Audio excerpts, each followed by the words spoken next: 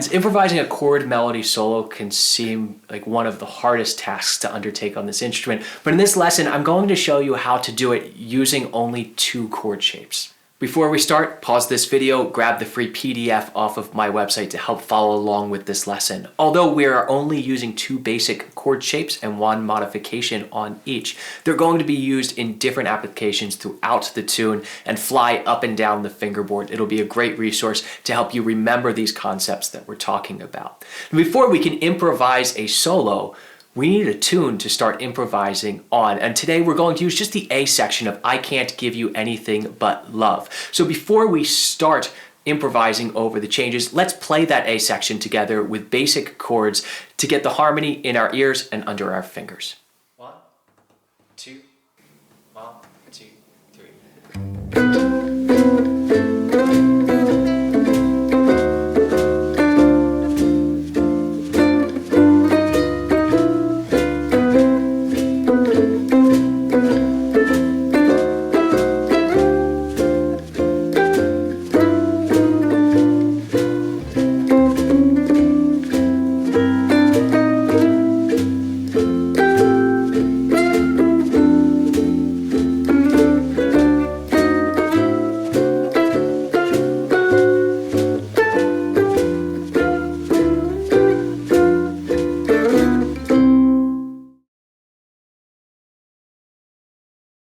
These chords are all probably very familiar to you, but there are 8 chords that we just played. So how are we supposed to improvise a chord melody solo with just 2 chord shapes? The only thing that you need to understand is that in harmony, there are really 2 basic sounds. There are settled sounds, which are basically our major and minor chords, and then there are unsettled sounds, which are dominant sevenths, our 9th chords, our augmented chords, our diminished 7th chords, and obviously there are lots of different extensions we can put on all of these, but these are the 2 basic sounds. Is it a settled sound that we can hang out on for a while?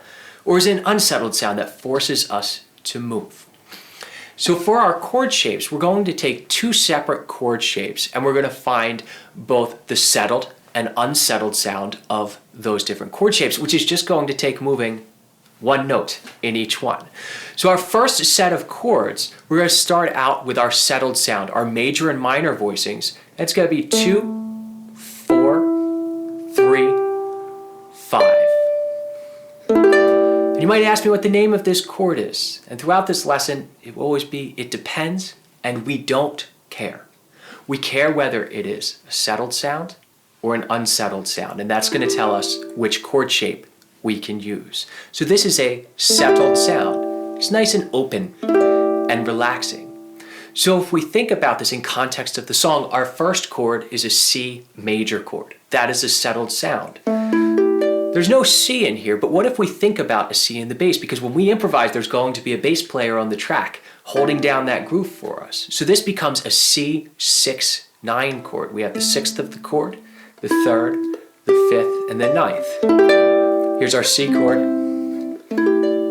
Here's our nice C6-9 chord, which is sort of an ambiguous, floating sort of sound. Now if we take the same chord shape and we put it up on the 7th fret, 7, 9, 8, 10, this is actually the same exact chord, just arranged a little bit differently. This is also a C6-9 chord, but now we have the 9th, the 6th, the root. We have a C now, and then the 5th up top. So you can practice just these 2 back and forth. But the great thing is, these 2 positions work for all of the other sounds. So our minor 7th chord, we have our D minor 7th in here. This can become a D minor 11th chord for us in either of those positions. So we can use this for any C, any D minor 7th that we see. We can also use it for our F chord because our F is a major chord. This becomes an F major 7 with an added 6th down here and up here. This is an F6-9 chord. So anytime in this song that we see a C, a D minor 7th, or an F, we can play either of these positions. And we've covered all of those chords. Now what happens when we have a dominant chord? If we put down this initial one, we'll call it a C6-9 for a moment. What we need to do to make a dominant sound is introduce a tritone, which is a shape you've seen before, whether you know it or not. If you just take your first finger and bring it up 1 fret. So we now have 3, 4, 3, 5. This space between the G string and the C string right here, that's the interval of a tritone. That's the interval that says, hey, I want to go somewhere. So when we have a C7 in the tune, we're going to play this shape right here. And we can always slide it up and play it higher. We can play this on the 9th fret as well. And we could say this is a C7 with a flat 5 and a flat 9, but really this is actually our tritone substitution for our C7th chord. This is a C 9th chord and then an F sharp 9th chord. We're not going to worry too much about theory in this video. I'll link below to a video that I did on jazz harmony so you can understand this. Here, we're worried about playing and sound. That's what's important. So what are our other unsettled sounds in here? We're going to use this shape. So our C diminished 7th chord is another one. So we're going to slide this up to the 5th fret. And we're going to call this our C diminished 7th chord, although this is really a minor 7 flat 5. And then we can also slide it up to the 8th fret. Either of these will work for us when we see C diminished 7th. So what about the G7th chord that we have? We're going to slide it all the way up to the 10th fret. You see why I needed the extra frets here. This is a G 9th chord. But then if we slide it down to the 4th fret, we're actually playing a D flat 9 here, which is G7 flat 5 flat 9. This is just our tritone substitution that we're actually going to use. And you're going to see that it sounds really nice. The great thing about this method of improvising is that it's going to force you to use some colors that you might not think of if you're just thinking about music theory. Now if we take this and we slide up 1 fret to the 5th fret, there's our D7th chord. It's a D 9th chord. We can slide this up to the 11th fret too, but that's getting a little high for me. So we have this shape, and if we bring down our first finger, there's our major and minor shape, our settled shape. So now what we're going to do is we're going to take these 2 chord shapes, we're going to put back on the backing track and try these chords along with it on the screen. I'll show you where to place your fingers as we go nice and slow. And we're just going to accompany the tune like this. 1, 2, 1, 2, 3.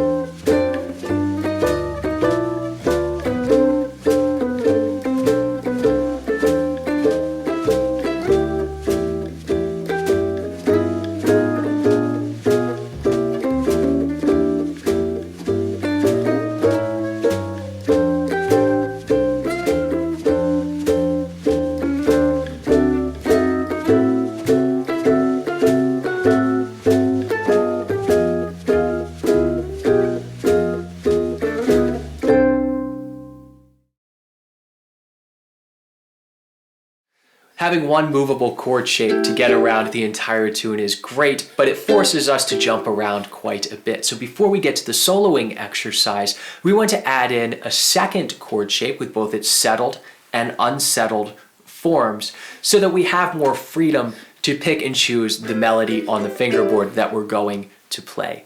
This second shape that we're going to use is a minor 7th or a major 6th chord shape. It always depends. We'll just do this across the 5th fret at first. So this would be a D minor 7th, or it could be an F 6th chord. So whenever we see the D minor or the F, we can just play right here across the 5th fret, nice and simple. What about the C? Well, our uke is tuned to C6. So that's quite obvious. We could play here or up on the 12th fret if we wanted to get high, but you can also play on the 7th fret. And what happens here is this becomes a C major 9th chord. It's this C major 7th chord, but we're adding a D to it, the major 9th. So although we're really playing a G6th or an E minor 7th here, we can use it for the C major grouping.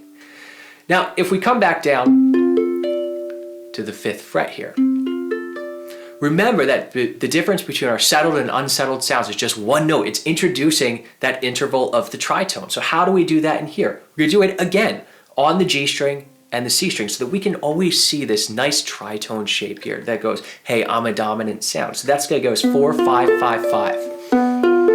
And this will be our G 9th chord. We can also slide this up to our 10th fret. Again, that'll give us our tritone substitution. And we can use this for all of our dominant chords. So for our diminished chord, our C diminished chord, 5th fret, and the 8th fret is going to give us our C diminished chord. And then if we want our C9 chord, it's going to be all the way up here on the 9th fret. 9, 10, 10, 10. Or we can bring it down. Again, the tritone substitution on the 3rd fret. And what about our D7th chord? Well, we can play that on the 5th fret, which is our tritone substitution. Or we can play it all the way up on the 11th fret, which is actually our D9th chord. So now we can take these shapes and go through our tune using just these to accompany, so we can get used to how this sounds. And note that especially when we're playing that C as across the 7th fret, that the bass is doing a lot of heavy lifting in keeping that harmony succinct. 1, 2, 1, 2, 3.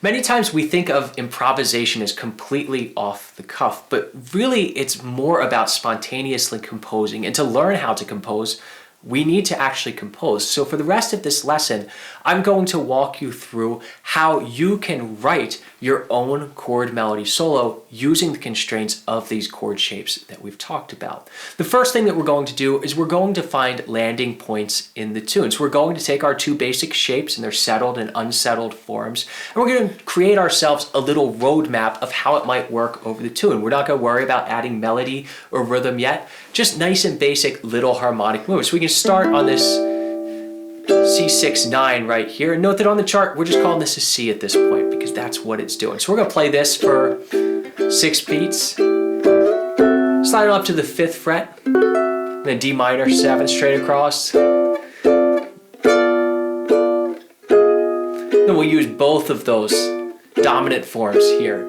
So our first line becomes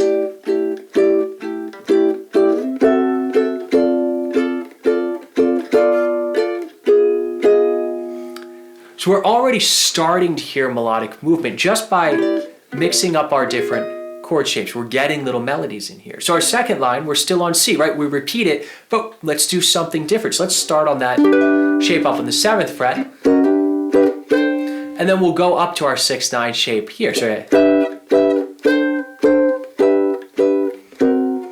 walking on down to this diminished shape that we're using. And then we'll walk up the D minor 7th.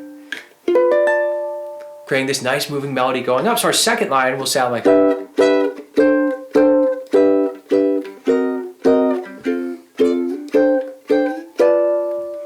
already starting to get some movement. So let's hear those first 2 lines with just our chord voicings, not worrying about extra melody or rhythm yet. 2, 3, 4.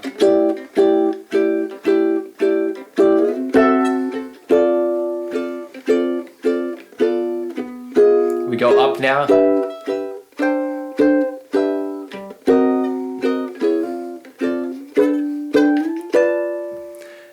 And we're going to go to our C chord now. We're already right here. So let's come down to this C6-9 on the 7th fret. Come down. Now we need a C7th, right? We need a dominant chord shape. So we'll come down here and then slide up. Our tritone substitution, but it's really just the same chord shape. Brought on up. There's our F chord. And bring it on down. So let's listen to that 3rd line of it. So we get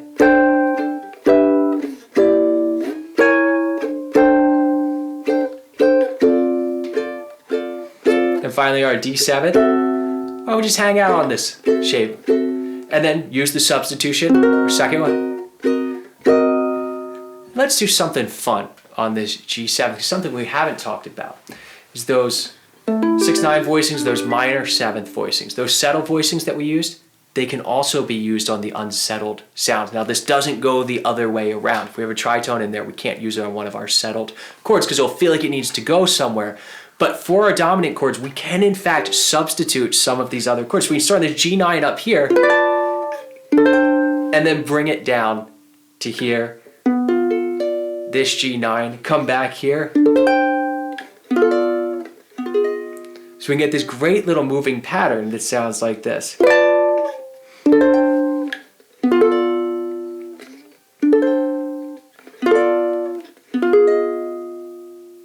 So our last line will sound a little bit something like this. We get D7, then the second shape, dominant shape, and then we walk it down like this.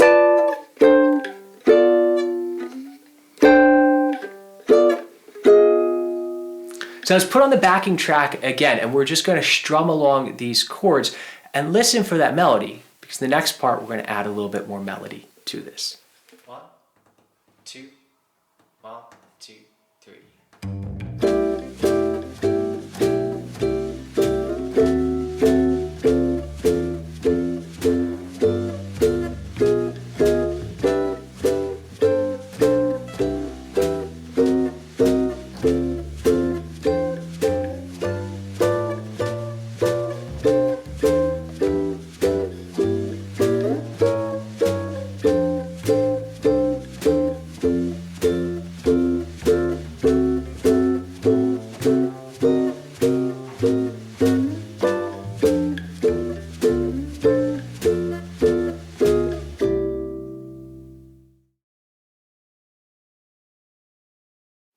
Now before we start moving notes around, we're going to talk about the easiest way to add melody to a chord, and that's through chromaticism, which is a big fancy word for meaning slide the chord shape. That's chromaticism. Taking the entire chord shape, sliding it on back. So we can start doing something like this.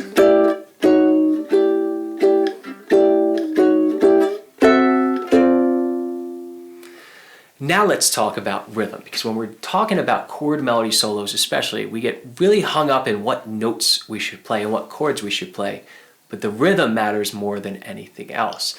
And we're going to steal this rhythm from a few different places. If you know this tune, you already know the melody of the song. I can't give you anything but love, baby. So I can play off of that.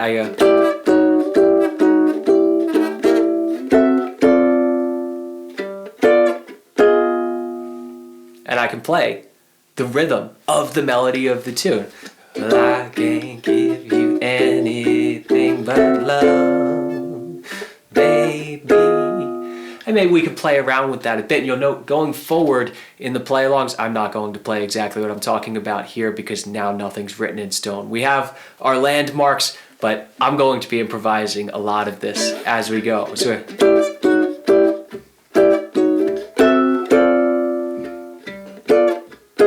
what I'm thinking about is the melody here. All of this needs to relate to the melody. And then we go up to this next part.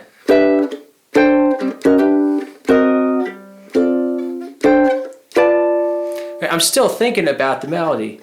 Da da da da da da da da da da dee. I'm playing off of the melody now. So if we take this idea of playing around with the rhythm of the melody, apply it to our first lines, we're just sliding back with a little chromaticism in here, we might get something that sounds a little bit something like this.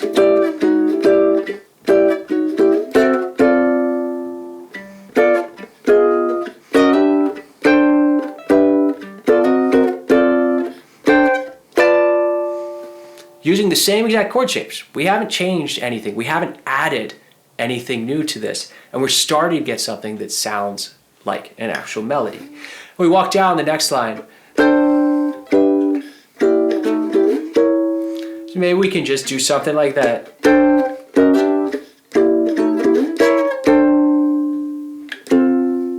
We'll just hang out on there. Maybe that's a place where we can add some moving melody in our next little section. So let's hear that. So this is coming from the C to the C7. 2, 3, 4.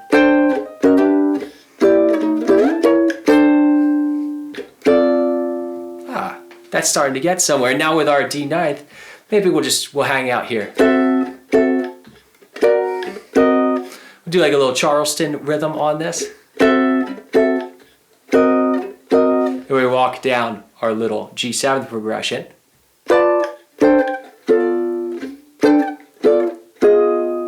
We're going to add a bit to this in a moment, rhythm-wise, but we can do the melody, right? Da dee do da da do da do da da do dee. That's what I'm thinking here. Be ba boo do da da do da da da do da.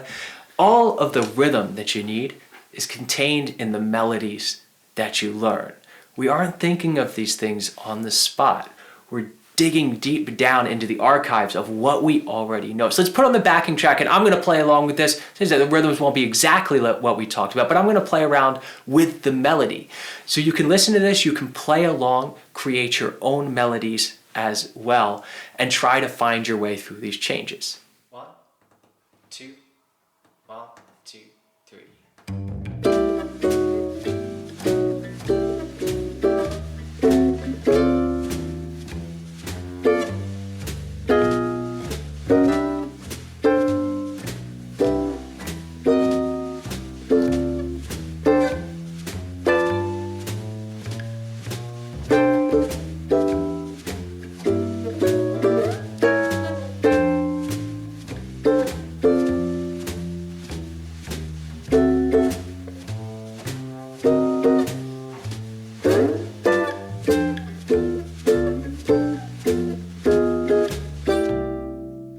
If you enjoyed this lesson and want to dive way further into ukulele jazz, join me over on the Tin Man's Magic Ukulele Club, where we talk about these concepts each and every week and put them to use. Now that we have a roadmap of chord shapes to get around the tune, and we have some rhythms that are derived from the melody, a little bit of chromaticism, so we have a bit of melody going on, it's time to talk about how we can take these two chord shapes and start to add different melody notes on the A string. So when we have this C6-9 voicing, we might think that there's not much we can do besides slide it back, but we can actually grab this C right here. And this gives us, it's really a C6 chord. And this is probably where I'm gonna start out, is on this C6. Now if this is tough for you, 2, 4, 3, 3, there's another C6-9 voicing here that Lyle Ritz uses quite a bit, which is 2, 2, 3, 3. I'm not a huge fan of this one in most instances. It's a little bit too open with the stacked fourths and fifths in here. I'd rather hear this, but if this voicing's too hard for you, when you want to add the C, just do that shape instead. So I might make my opening statement where we're going, doing something like that. So maybe, now we can get a lot more melody. So.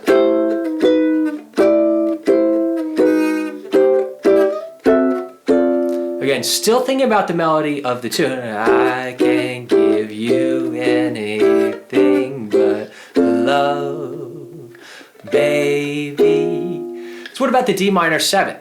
What can we add here? So we have any of these straight across chord shapes. We can always go up. We want to skip the fret right above unless it's a passing tone. We can use it there, but it's a little dicey. 2 frets above, 3 frets above. So why don't we add that to our little lick?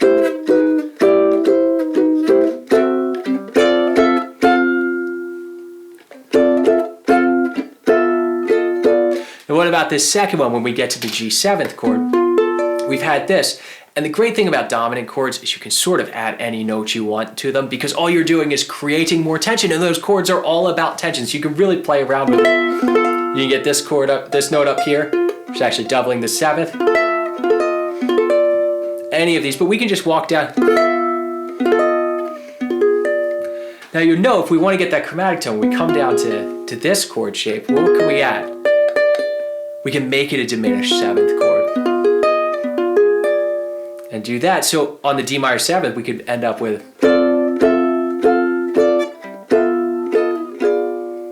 using just these same chord shapes. I'm still thinking about this to this, but moving melody. So our first line could become something like,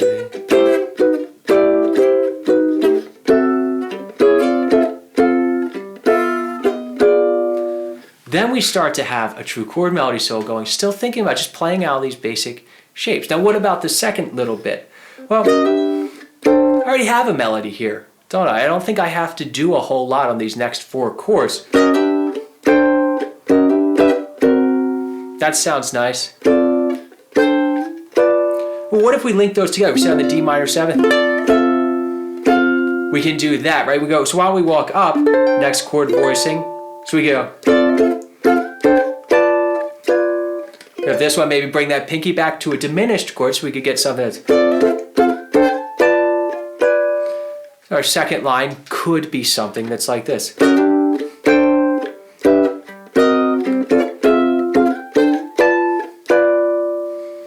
We start to really have quite a bit of movement. Our first 2 lines end up sounding maybe something like this.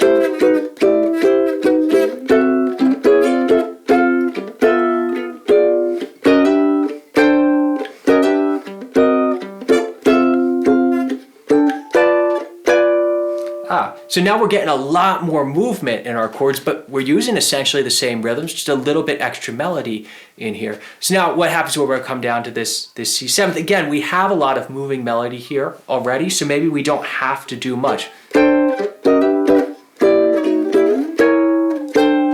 That's fine, right? Do we need anything more?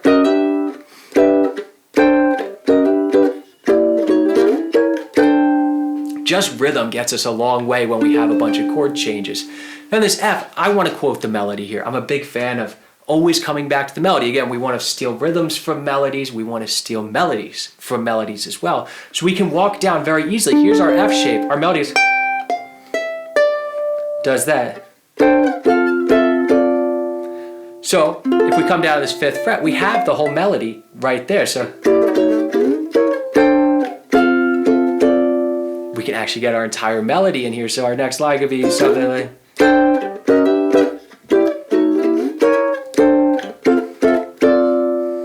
getting the melody in the tune, which is such a beautiful, beautiful thing. And then on this D7 chord, we already talked about how we could make it a diminished chord. Slide the pinky back to get one. Does it sound like we can get that note? Yes, we can. That just gives us a regular old D7th chord. So we go...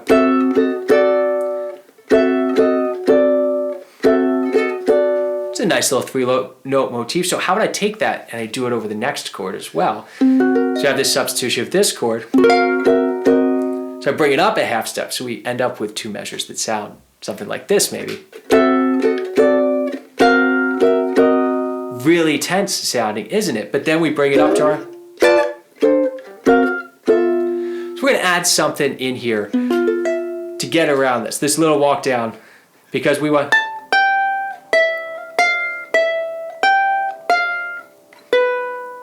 we want to come down to here. We're not quite going to be able to get that whole melody, so maybe we'll come down. So what am I doing? I'm taking this. I know that I'm going to this G9 chord right here, this dominant sound on the 4th fret. I want this melody note, but I actually want to half step up. So I'm just going to move the whole chord up. I'm going to go 5, 6, 6, 8. Approaching it by half step. Again, just adding chromaticism is all that we're doing here. So I get something that's like... repeat it. And then we come down maybe to that diminished chords, this last little lick. Again, we're quoting the melody in here, but we're reharmonizing it. So there's a tritone substitution for our 2 chord in here, right? An A flat 9 chord, A flat 13, coming down, really chunky, nice little chromatic line.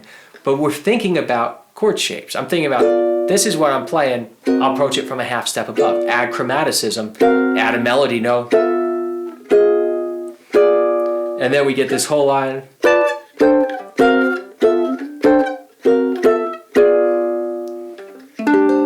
Come back to C.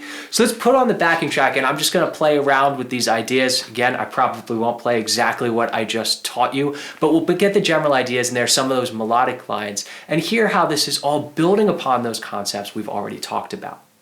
1, 2, 1, 2, 3.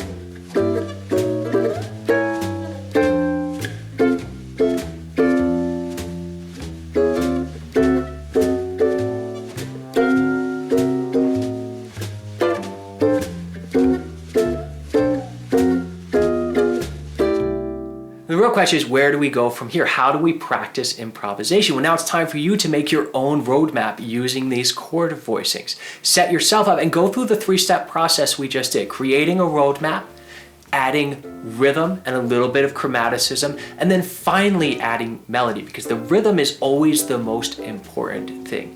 And the more that you do this and the more different paths you find between point A and point B, the more natural your improvisation will become. I'll see you all soon.